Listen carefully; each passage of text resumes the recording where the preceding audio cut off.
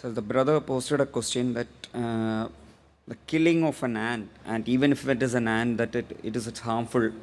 But on the broader side, Muslims normally what they do is they try to slaughter cows and everything. So according to him, that Muslims eat more of beef, mutton, and so is that not wrong? Because in both in Gita and Bible and Quran, everywhere you should show mercy to all animals. So, but that's not being followed. Brother asked a question that even killing an ant is wrong and killing living creature is wrong. So why do Muslims have non-veg by having mutton, beef, killing animals? Isn't it wrong? Shouldn't we show mercy? I do agree with the brother, the first part of his question. And I understand that he can understand English, but he cannot speak. There are many people there we have who can understand English, but cannot speak English, and they ask in Urdu. So I believe the brother can understand English, but he can't ask the question in English because he's more fluent in Tamil. As far as killing any living creature unnecessary, it's a sin even in Islam. Even in Islam, it's a sin to kill any living creature unnecessary. And there are hadith in which the Prophet has said, when a person was there making a bonfire, the Prophet said, don't make a bonfire there because there are ants. Shift the position. That means the Prophet also was worried that that bonfire may kill the ants. So he asked the Sahabas to shift the position so that the ants don't get killed. Now coming to a basic question, that why do Muslims have non-veg, killing animals for non-veg, etc. First, I'll tell you that a Muslim can be a very good Muslim even by being a pure vegetarian. Eating non-veg is not compulsory in Islam, but because our Creator Allah subhanahu wa ta'ala has given permission to have non-veg, why should we not have it?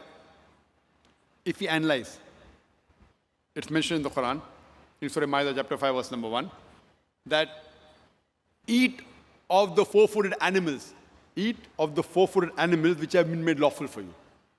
Quran says in Surah Nahl chapter 16 verse number 5, that Almighty God has made for you to eat the meat of the cattle.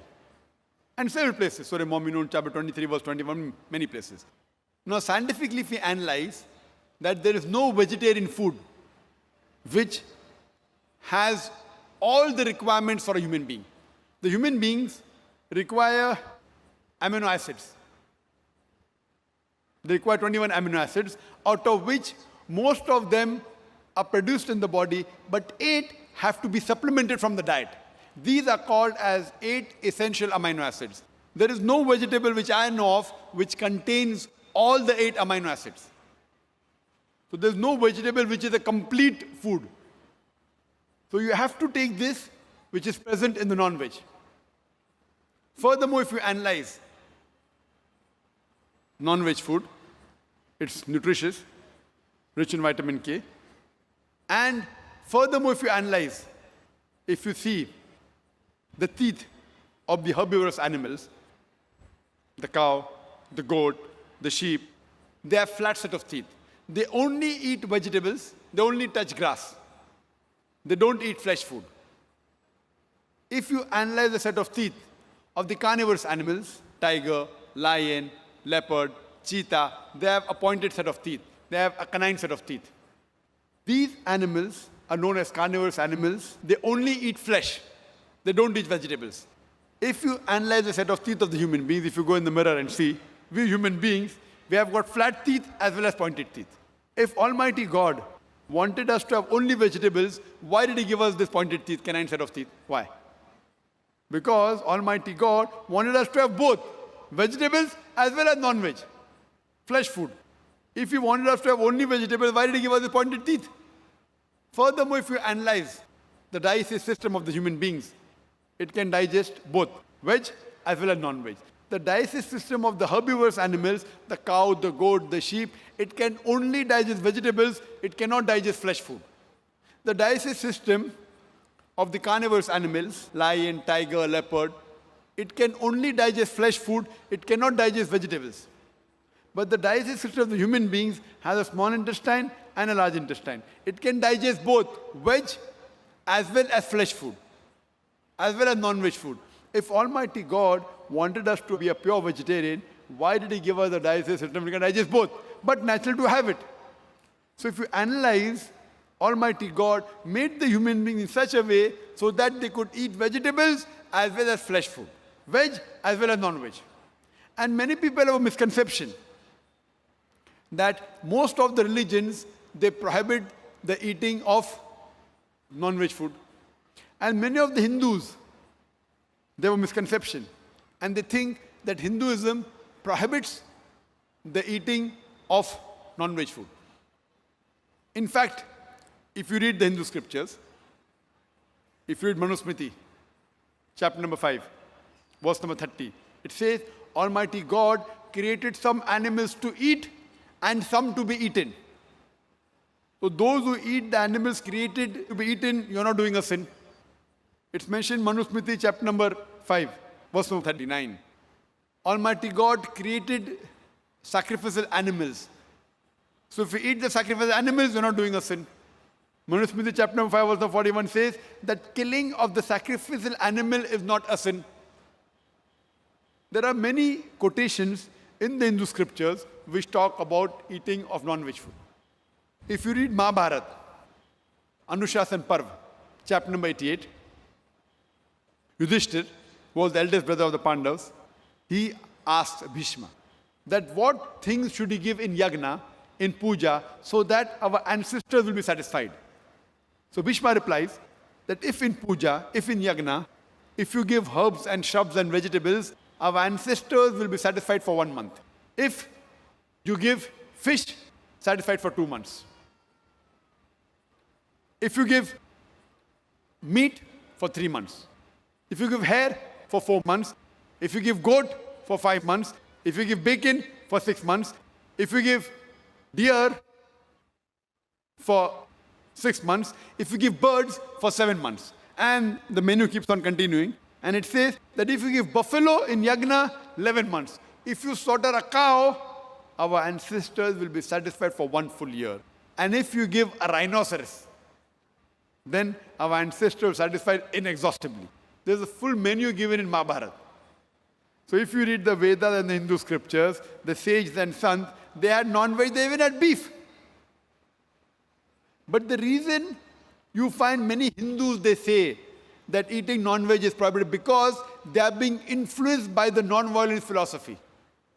Even the Jains. And what these people who believe in non-violence say, that killing of living thing is prohibited. Therefore, killing an animal is a sin. So I agree with them that if killing any living creature unnecessary is a sin. But if you say killing living creature is sin per se, then I tell them that even the plants you have, they have got life. Previously, we did not know that plants have got life. Therefore, they used to think that killing plant is fine. Today, we know that even plants have got life. So the logic has changed. Yes, Zakir, we agree plants have got life, but plant can't feel pain. Therefore, killing a plant, having vegetable, is lesser sin as compared to having non-veg, that flesh food. Today, science advance, we have come to know that even the plants can feel pain. But when the plants cry out, we human beings cannot hear the cry of the plant because we can hear only between 20 cycles per second to 20,000 cycles per second. Anything below and above this we can't hear. So even the plants cry, but we cannot hear the cry of the plant. The plants feel pain. Today science tells us, so the logic exchange, they say, yes, Brother Zakir, we understand that plants have got life, they can feel pain. But the plants have got 2 or 3 senses, the animal have got 5 senses. Therefore, killing animal is a greater sin.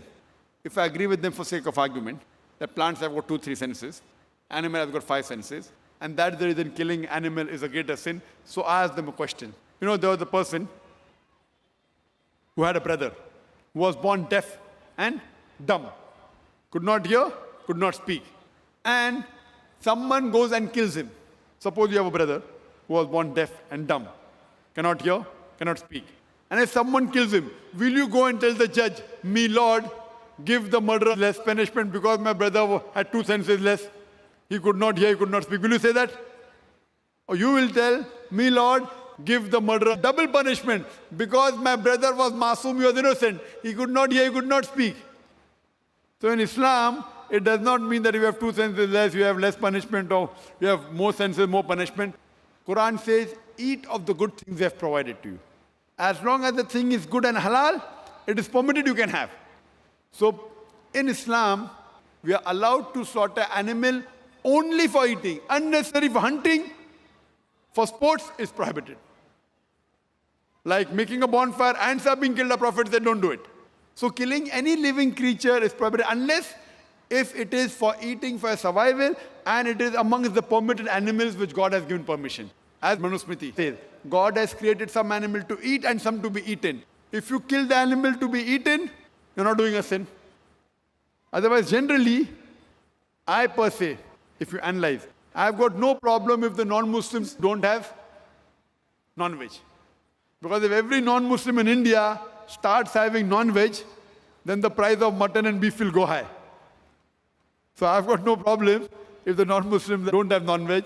But if anyone takes an objection that killing animal is a sin, that's the time I give this answer. Otherwise, in Islam, you can be a very good Muslim even by being a pure vegetarian. But since Allah has given permission, there's no harm if you have non-veg, as long as it is among the permitted animals. Hope that answers the question.